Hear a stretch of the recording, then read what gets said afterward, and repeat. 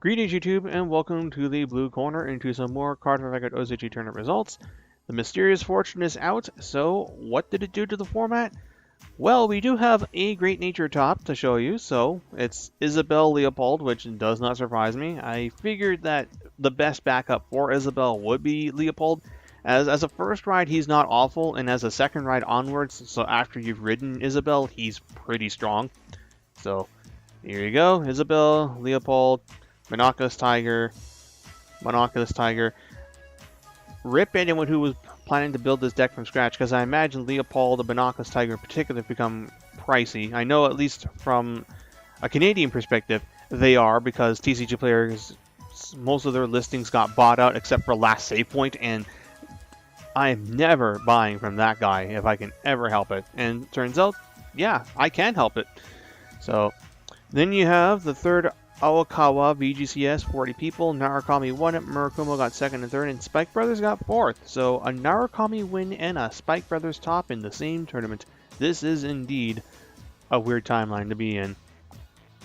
Not that I mind you. And as far as the numbers go, Murakumo was the most played, no surprise. Pale Moon was the most played after that. Then Narukami, Tachikaze, Nova Grapple, like there's your usual guys right there. And then for the other stuff, so we had 2 golds and 2 Great Nature and only 1 Neo Nectar.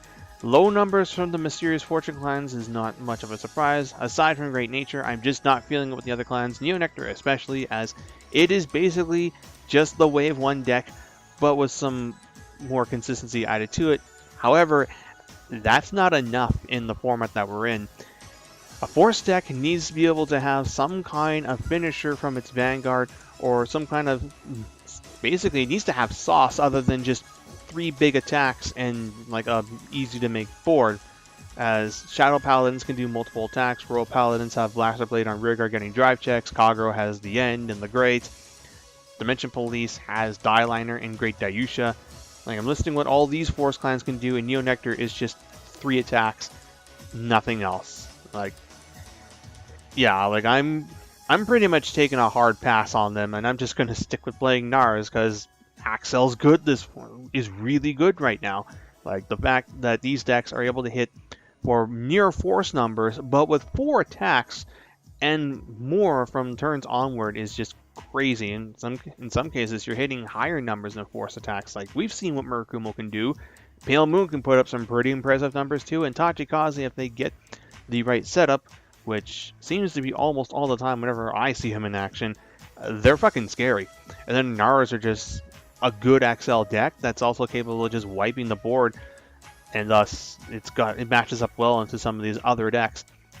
And yeah, like that's just like my thoughts on these, especially after we've seen these week 1 results where, aside from Great Nature, Neo Nectar and Gold Paladin just aren't doing anything, at least outside of the locals level, and we don't really count that. So anyway, let's look at these lists. So you've got Narukami here. This is the 12 draw build, not the 12 draw, the 8 draw build featuring Dragon Dancer Regina, which, yeah, I have a good idea of what's going to be going in and out when we get our Wave 3. Just ultimately depends on what the actual effects of Dragonic Vanquisher, Shatura, Anastasia, Mighty Bolt Dragoon, and what else was spoiled in that episode? I think it was, oh, and Voltage Horn Dragon. Once we get the confirmed effects of those guys, then we'll see what gets yeeted out of here. Voltage Horn and Shatura both being in battle phase binds does mean that Rising Phoenix gets a hell of a lot stronger. Vanquisher only ripping 1 card out of each player's hand, though, at a grade 3 in Soul. That is not impressive. I'm hoping there's a little bit more to it. I'm not asking for the complete hand rip that was initially spoiled. That would have been disgusting. But I was just 1 bind, especially as a second turn onward skill, is, yeah, it's just not impressive. I do like the fact, though, that if you get the 3 cards bound in a turn, then he buffs your front row, and if he counts you binding your own cards, then I won't be as disappointed in that first skill, because then that means just using his skill once will set you up for the 10k buff. Also kind of hoping the 10k buff works on rearguard so I can slam 2 banks down and get plus 20 to the front row, but that's just me doing my own bullshit fantasy booking here. Anyways, so here's your Nara list, then you got your Kumo list, another Kumo list, and finally Spike Brothers featuring Safe Read, Bull Spike, and Bad End Dragger, and the rest of it. I don't spikes, so I can't really say if this is a solid list or not. Then we have the Jakarta WCC VGS. This one's in Malaysia, there, which supports both Japanese and English formats. And as a result, you're going to see some interesting pictures here because, first off, first, second, and third are Murakumo. Fourth place is Beast Deity, Godhand. But here's your first place Kuma list. It's in English.